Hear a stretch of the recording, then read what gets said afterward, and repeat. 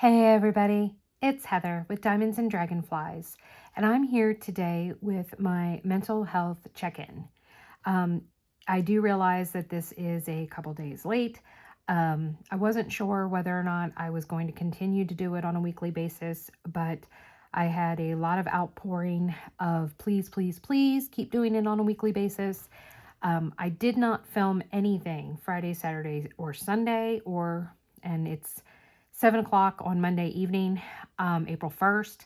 I had all three of my kids here I had all three of them here Friday night, all day Saturday, till the evening. Then my son went home or back to his house. And then I had my daughters, Emily and Samantha, until 6 o'clock on Sunday. And then I had Emily until 4 o'clock today. And then she left to go back to school in her apartment. So I had originally decided I wasn't going to, that I wasn't going to film this period. And then B, that I wasn't going to do it tonight. But as you can see, I changed my mind. And that's the beauty of having your own YouTube channel, is that I decide when I want to do things whenever I feel like it. So with that, here I am. This past week has been a whirlwind of emotions and feelings. It has just... There's been good feelings, there's been bad feelings, there's been anxious feelings, there's been sad feelings, there's been angry feelings. There's just been a little bit of everything this week. And it has made it challenging, to say the least, to hang tough, I guess. I don't know how to really word it. But to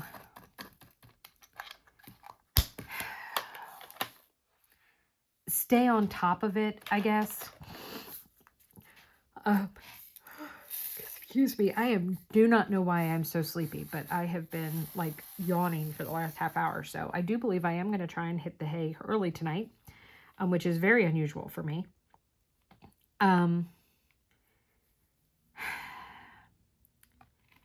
Last week, started out okay. I went to the hand surgeon. He was pretty positive. I had tendonitis in my wrist. He did a cortisone shot. I had 3 days of complete no wrist pain and was not wearing my brace at all. And then Thursday, the pain came back with vengeance. And it was very intense. I had a day and a half of 10 plus pain. That did, at least fortunately, subside by Friday. As long as I kept the brace on, it was manageable, but an increase in numbness in my hands. So it was like I got some relief from the pain, and then it was like it was almost like it was playing an April Fool's Day joke on me, because then it was like, oh, so this is what it's like to be pain-free. We just wanted you to know what you were missing out on. Now we're taking it away now. And zam, here you go. Wham, bam, here's your pain, ma'am. And it was like, are you freaking kidding me? This week I have lots of doctor's appointments. So it'll be interesting to see what all happens with that. I saw pain management today. I see my primary care tomorrow. And then Thursday, I see the neurosurgeon for a follow-up about my spine.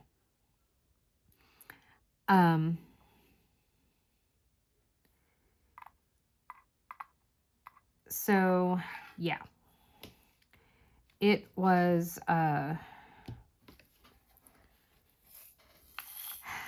from a pain perspective, sorry, I keep yawning. Oh my God. And I wasn't yawning at all before I started to film. From a pain perspective, it's been rough again. I've had worse, but I definitely have had a lot better. My shoulders have been hurting. My neck has been hurting. My back has been hurting. So I've been kind of having all the things hurt-wise, which is not fun in the slightest. I know that I am slacking on a few things. I did get all of the Claim Me purchases taken care of and sent out, and I think everyone has received their stuff at this point in time. I have a few more things to follow up with people about. I'm hoping tomorrow will be a better day and I can delve into those things. I have some invoices to send out. I need to actually go and mail off some packages, answer some emails. So just lots of things and stuff to take care of.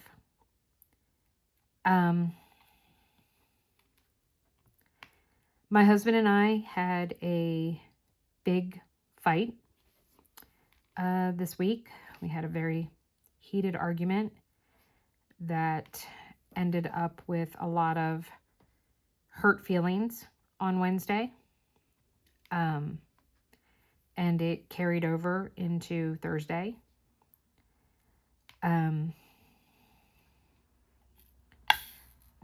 For better or for worse,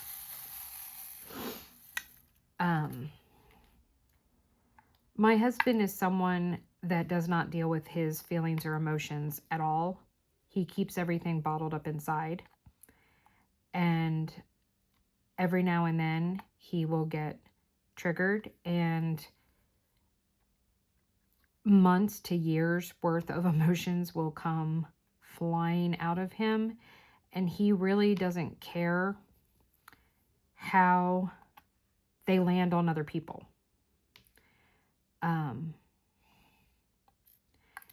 He doesn't care how hurtful they might be to someone else. How harsh they might be. He's not really concerned with that. He is also not the kind of person to apologize or ask for forgiveness for things. I am real big on the apologizing and the asking for forgiveness. To me, that shows that you are really, truly sorry. If you can make yourself vulnerable to the point that you are willing to ask someone for their forgiveness, that you truly are sorry about what you did. My husband is real big on the coming and saying, I'm sorry I did blah, blah, blah, blah, blah. But, well, for those of you that don't know, the minute you say that word but, you've just erased everything you said before that.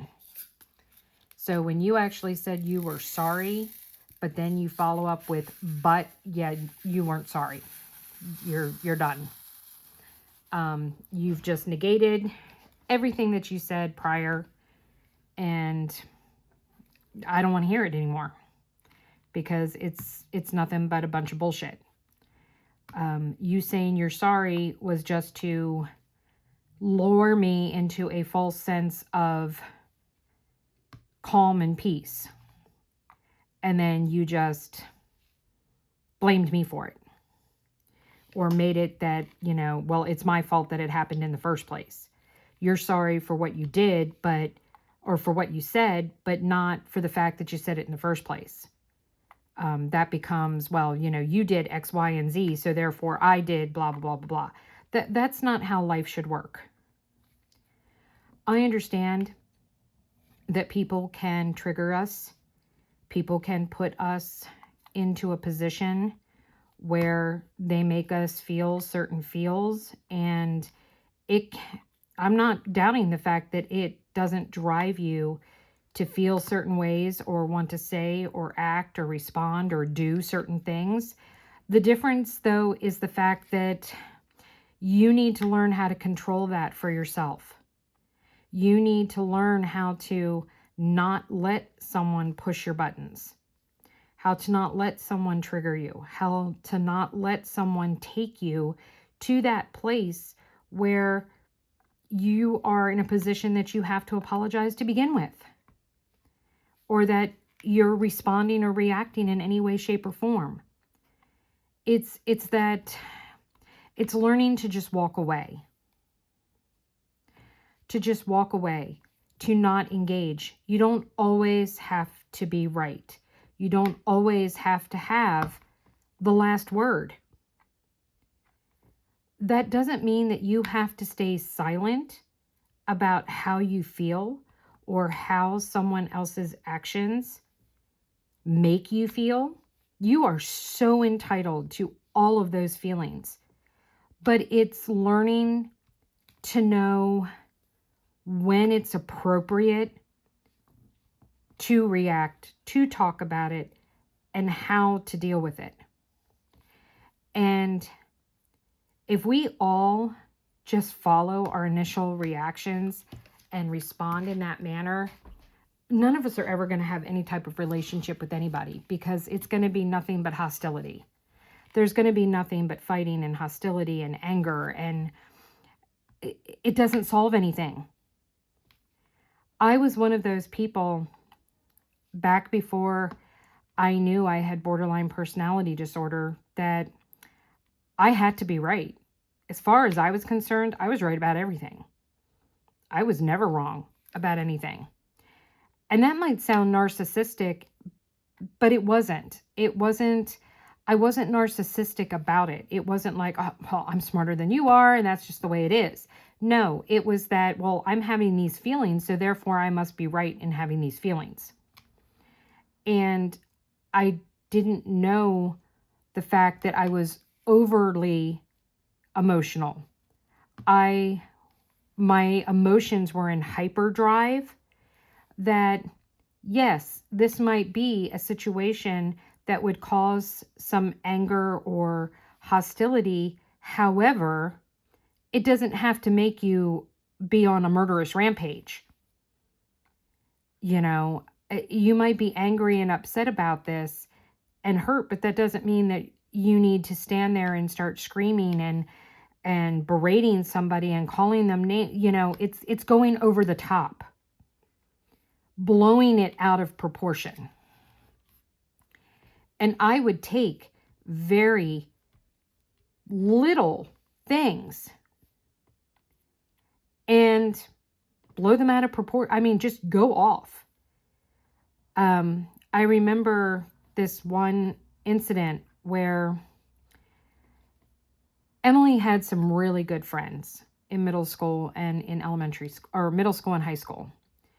And they were very close. They used to have sleepovers at our house all the time. And I was considered one of those cool moms. I went to rock concerts with my kid. I let her get her cartilage piercing. I knew all the latest music and, movies and different styles and different things. And I was one of those, quote unquote, cool parents. One of those parents that kids saw as a friend more than a parent at times. And I had a very open relationship and open dialogue with my kids that I grew up never being able to go to my mom when I had problems. She was unapproachable. My mother never made me feel like I could come to her and discuss any problem, any issue, any feelings that I was having. She didn't want to deal with my crap. Did not want to deal with anything that I had going on. I would, wait for my brother to go. I have a half brother, and I would wait for him to go to bed, and I would come into my mom's bedroom and I'd knock on the door and I'd come in and I'd go, "Mom, can I talk to you?" "Sure, Heather. I'm just trying to, relax for the night before I go to bed and read my book." "What? What do you want? What can I do for you?" Who wants to talk to somebody that's just talked to you like that? I didn't want to get vulnerable and bare my soul and tell her what was wrong. So the answer would be, I'm sorry. And I'd turn around and I'd walk out the door. And that would be it. I would never talk to her about it. I would never go to her about it. And of course, after you've, been talked to like that so many times, you just stop trying to engage to begin with. Well, I never wanted my kids to feel that way.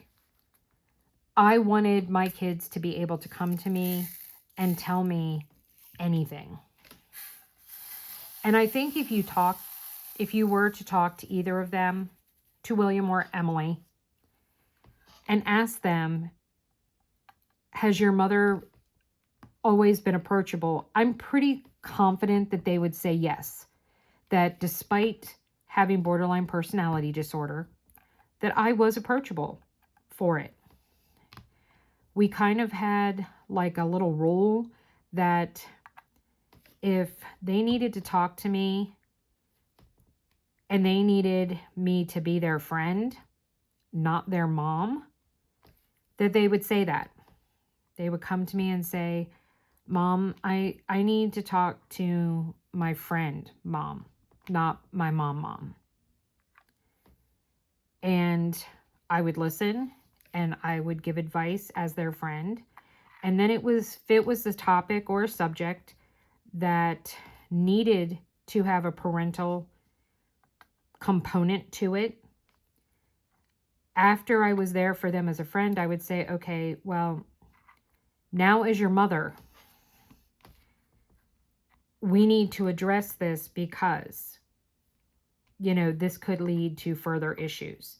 This could become a pattern, or, we need to nip this in the bud," kind of deal.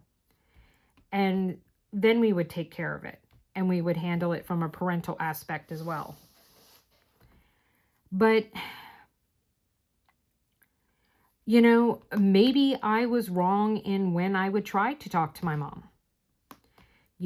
Maybe that time frame, looking back, that time right before bed, I looked at it as being convenient for me because I didn't want my nosy brother around listening in on the conversation.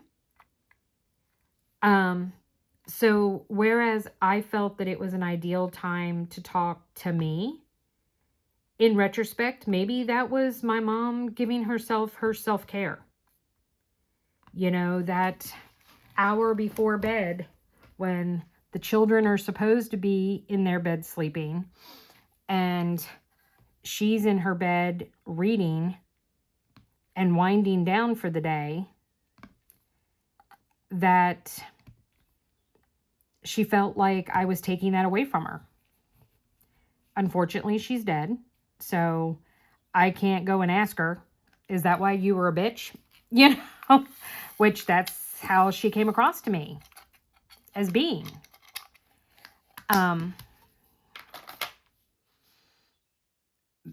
But then again, maybe that wasn't her intention.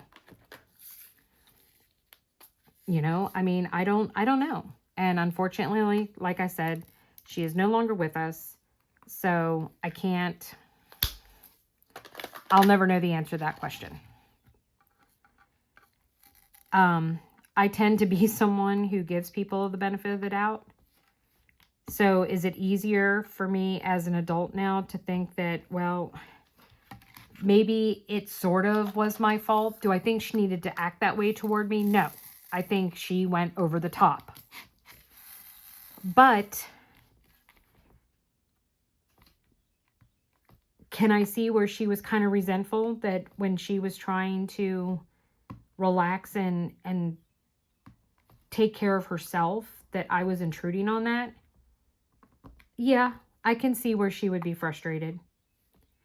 Do I think that she could have handled it differently and said, hey, I'm trying to relax right now. Is it urgent, or can we talk about it tomorrow when I get home from work? Or let's talk about it tomorrow night. And her know ahead of time that we're going to have this conversation, as opposed to being blindsided. And that's sometimes what we have to look at and what we have to do. When my husband and I get into a fight and an argument and I feel hurt and upset, I want him to instantly realize and feel bad and want to make things better and to take care of it. He, on the other hand, wants to walk away and leave it be, or not deal with it right now. And I take that as him not caring how I feel. He doesn't care that this is now upsetting me, that it is tormenting me, which is what happens because of my disability, because of my mental health issues.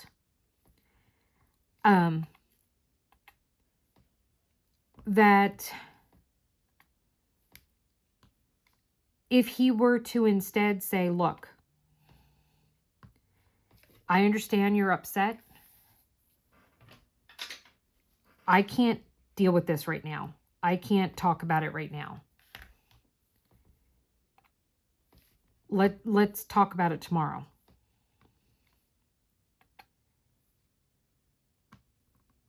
Maybe that would improve things.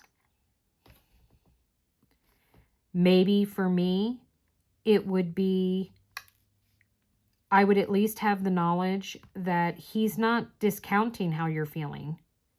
He's telling you that he can't deal with how you're feeling right now.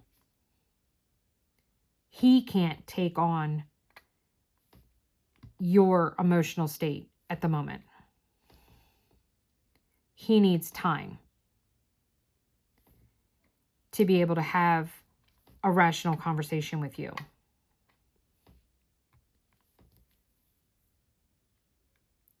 And for the longest time, I would look at it as, well, I'm the hurt party. I'm the one that's upset. So why is it on his timetable? Shouldn't it be on my timetable? Shouldn't it be how I want it to be, not how he wants it to be? And whereas I want to sit here and say, yes, that's how it should be, unfortunately, that's not how the world works. Just because you need something at any given particular moment or time does not mean that the person that you need it from has it to give to you at that moment in time.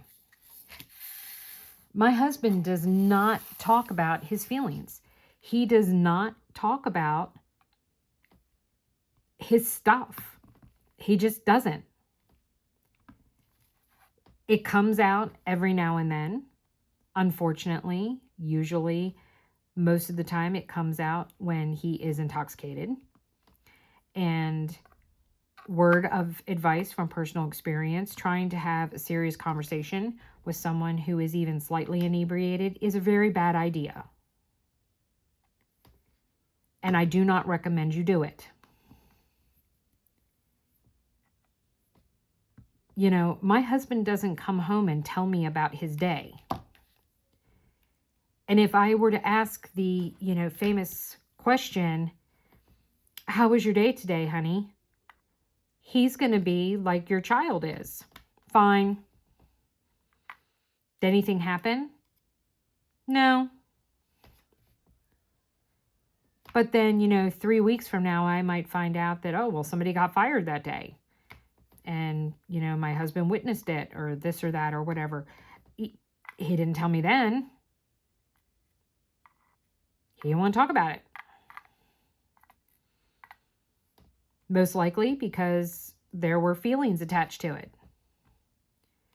And he didn't want to deal with it. He didn't want to talk about it, didn't want to think about it. So he was not going to share it.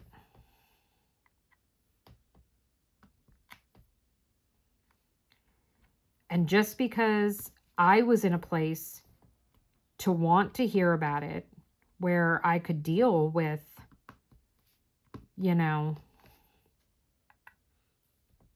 the drama, doesn't mean that he was in a position to share it. When they say timing is everything, it really is. You can take a certain situation and have it explode in your face. And then months or years down the road, have a similar situation happen, but you deal with it differently. You don't talk about it right away. You take time to think about it, to process it. And it might not be so bad.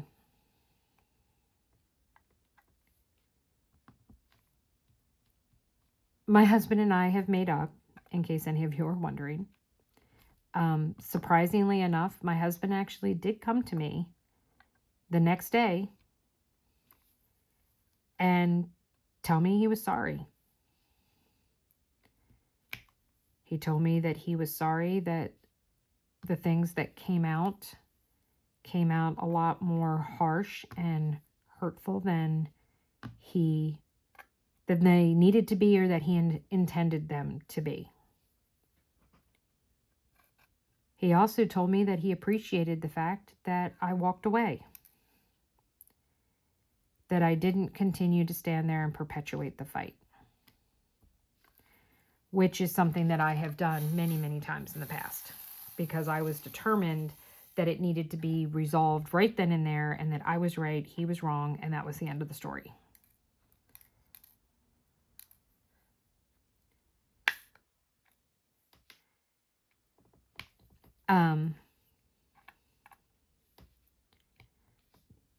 Sammy was here.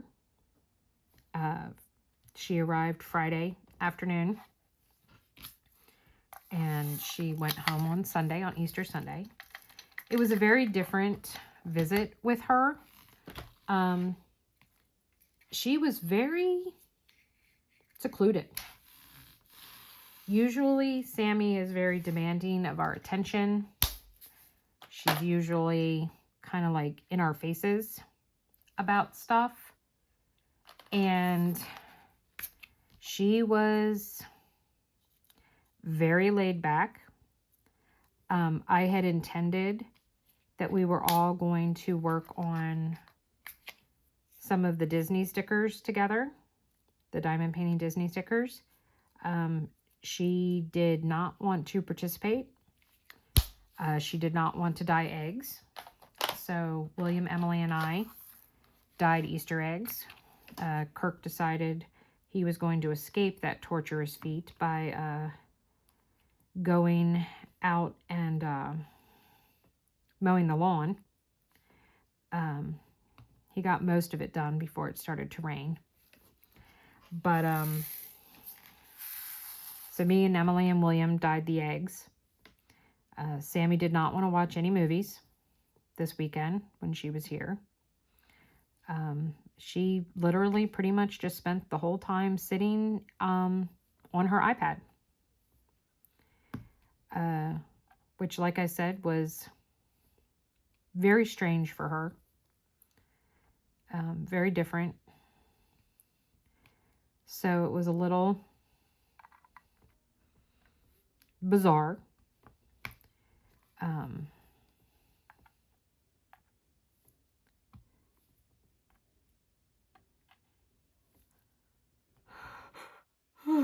Excuse me. William and I he's worked hard to try and patch up our relationship. And we are in a very good place right now. And it makes me very happy that things are much better between the two of us. So I've been very grateful for that.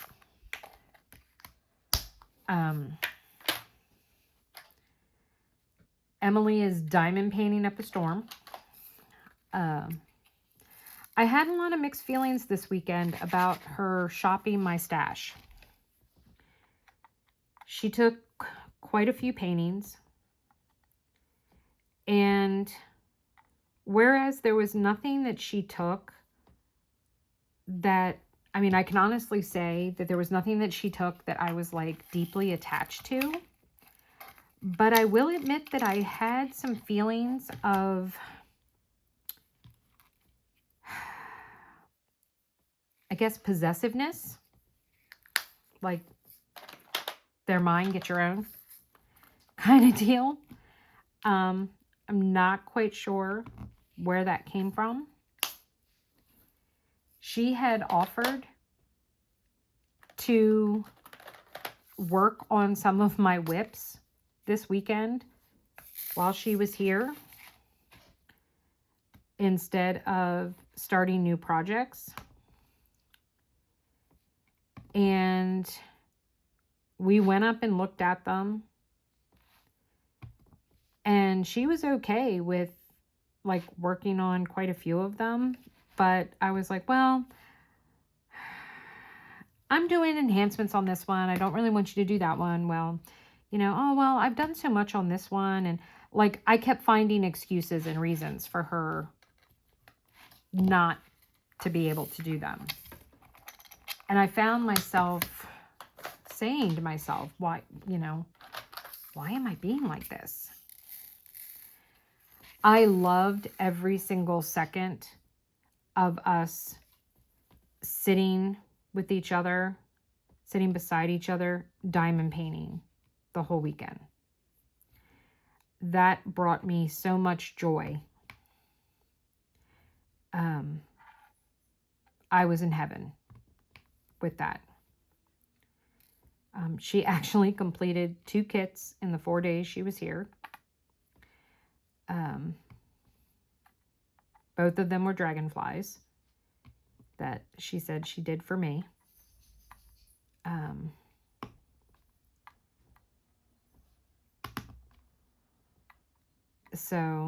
And then today she kitted up. I got her Houseplants Edition 1 and 2 from Paint Gem. They were on her wish list.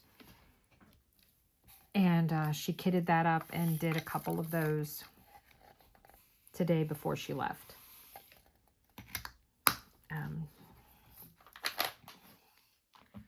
She will not be back home until Mother's Day weekend.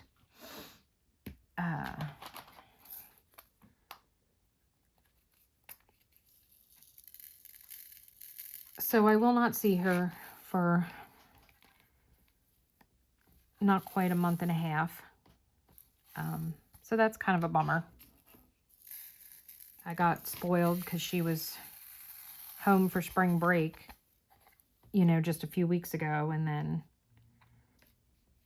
she came home for Easter. So I got lucky there. I also got lucky in the fact that I did not have to share her this weekend with her father. She was with me the whole weekend. So that was fun and nice and enjoyable. God, I am just like making a mess here. I keep having diamonds go everywhere. So yeah.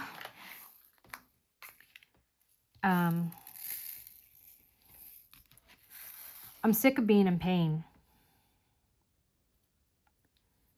I'm tired of being in pain. I'm tired of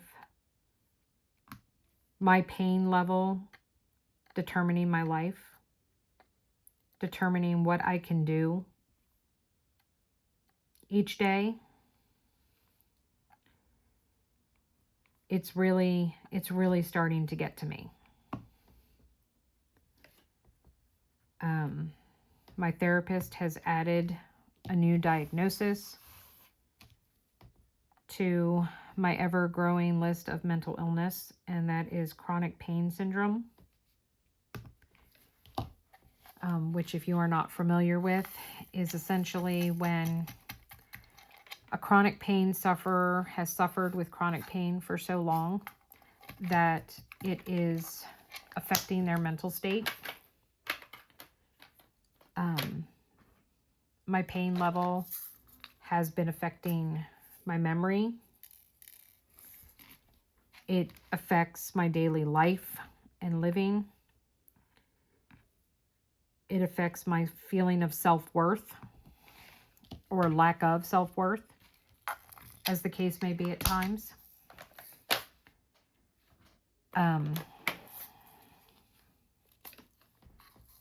It's really draining me.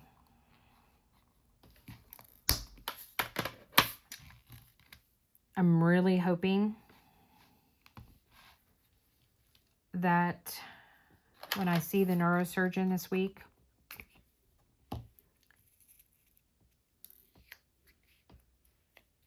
that he's going to have a plan for my spine. Because I don't know that I am going to be able to survive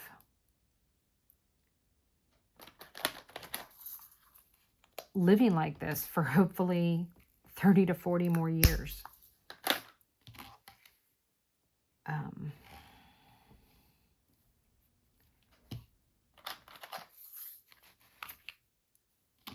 Something's got to give.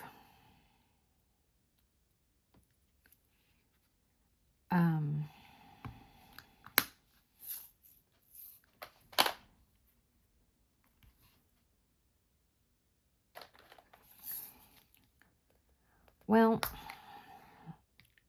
I think I'm going to wrap up this mental health check-in. I got to save something for my whip and chat,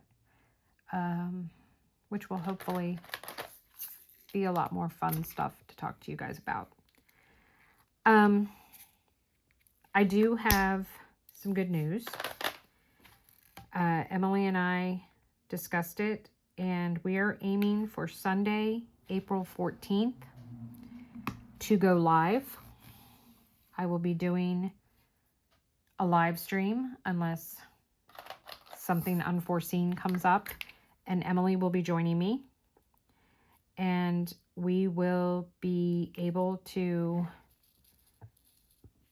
have you guys ask questions, and you will be able to get some real-time opinions and some advice. Yes, my daughter is a clinical psychologist. She is not licensed yet, and she has not finished her master's degree. So none of her advice can be taken as advice from a professional. That disclaimer does belong out there, but you can get her outlook and perspective on things.